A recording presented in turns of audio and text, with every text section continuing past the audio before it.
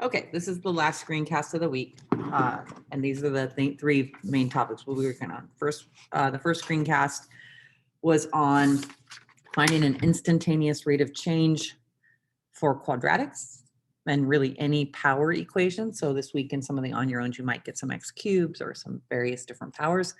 The second screencast was on using a conjugate to rationalize the numerator, and this last one is solving any sort of hyperbolic equation.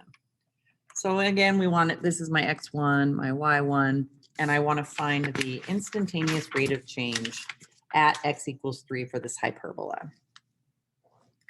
So basically, we can see that at 3, it's going to be a really flat instantaneous rate of change, and it's going to be negative. So always think about what the graph looks like and use that to see if your answer makes sense.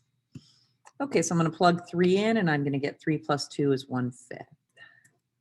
I'm going to plug in 3 plus h to get my second y value, and I'm going to get 3 plus h plus 2, which is 5 plus h. So 1 over 5 plus h. Don't forget these are hyperbolic, so 1 over.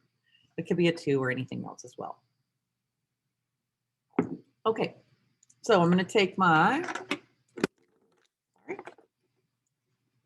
y2, the vitamins there, my y2 minus my y1. So you can see we're going to have kind of some messy fractions going on.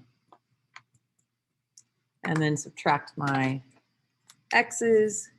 And this denominator on all of these instantaneous rate of change problems, they're always going to be h. 3 plus h minus 3, 10 plus h minus 10, 50 plus h minus 50. The constants, the numbers are always going to cancel out. So I'm just going to start putting an h down there. And again, we're finding an IROC right now. We're going to apply the limit to the IROC as h approaches 0, and it's going to become my IROC. Okay, we're going to deal with this messy numerator. I'm going to go ahead and do this problem over here. This is called the box tie method. You can do this if you're comfortable, do it any way you want. But I'm going to say that you can circle here. That's going to be your common denominator. And I'm going to do 5 times 5 plus h. Don't distribute. It's going to be much easier at the end if you just leave it alone. You cross diagonal multiply. So 1 times 5, ignore the negative for now. That's going to be positive 5. This minus is attached to the second. So it's really minus 1 times 5 plus h. So I'm just going to put minus 5 plus h. Okay, I am going to distribute the h. So I'm going to get 5 minus 5 minus h over, and I'm going to leave that undistributed. You can distribute it. I guess it's not going to be that much harder at the end. In fact, it's not really any harder at all. So feel free to distribute to both if you want.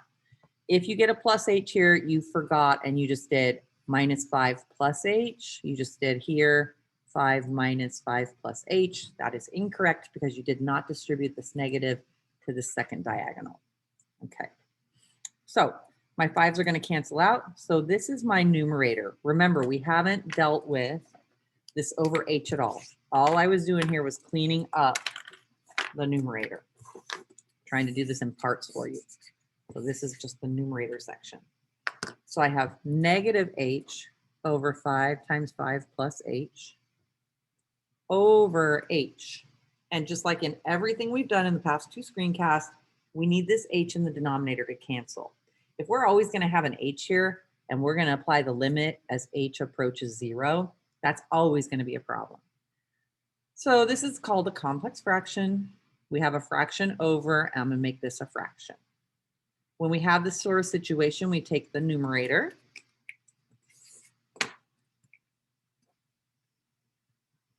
Again, you can distribute or not. It actually doesn't matter at all. And then we're going to take this denominator and we are going to flip it.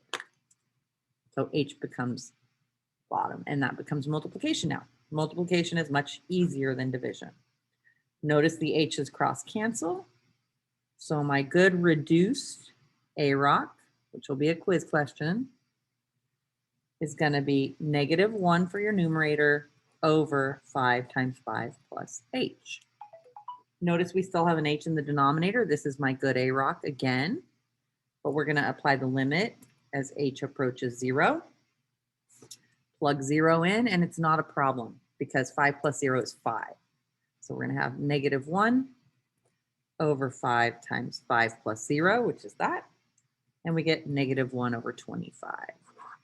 And that's basically the slope of the line at x equals 3. It makes sense. It's almost flat, negative 1 over 25. And it's a little bit in the negative direction. Okay, that does it for this one. The questions I'm going to present to you for your quiz. It may be one question, it may be multiple. I've got to decide. You're going to take the function f of x is 1 over x plus 4. And again, you're going to find this the instantaneous rate of change at 2. So you're going to find the IROC at x equals 2 by following the steps I did in the previous. Again, this is 2 and some y value, and 2 plus h and some y value. This is your x1, x2. Okay, leave that there for a minute for you to write it down. Nice short screencast. I'll see you all next week. Thank you.